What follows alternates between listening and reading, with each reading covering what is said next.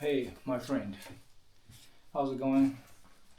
I really don't have all the time in the world, but I still gotta just take some time to do my reading books routine. This is a promise to myself. If I don't even have time to educate and learn, there's no point to getting busy. An appreciation. Think skeptic. During my earliest days working on Apple's advertising, back when John Scully was CEO, one of the agency's writers created a sign to hang over his office door. It read, "When lawyers roamed the earth." I would have thought it was funnier if I hadn't myself fallen victim to be the legal forces that often swirl around clients and agency. After just a year or two in the business, I found myself testifying in court over an ad I had written for Chad on behalf of a New York based airline. I was innocent, I swear. Lawyers play a big role in the marketing business. They come in handy when a company gets sued for a few $1 billion. They are also on hand to make sure that the wacky guys in the creative department don't do something everyone will live to regret.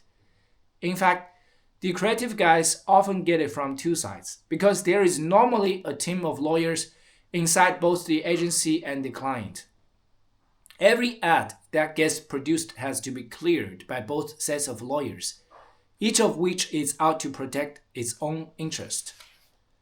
Even though I was familiar with the process, I was still surprised one day to get an email from the Apple lawyers concerning a newspaper ad that was going to run in just 3 days.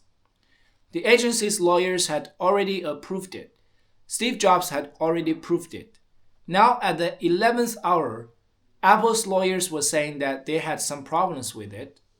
The ad in question, coming before Apple made the transition to Intel processors, made the claim that the new Power Macintosh computers actually outperformed the fastest Intel-powered PCs, and offered some benchmark testing to prove it.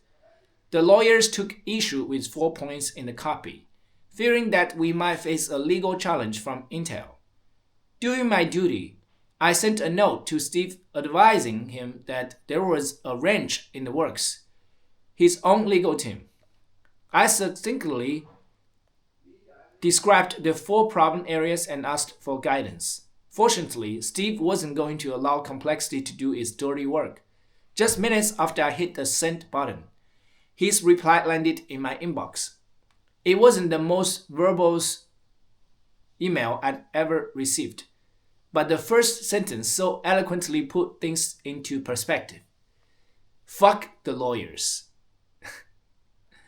Alright, I'm gonna get ready and we're visiting my grandparents later.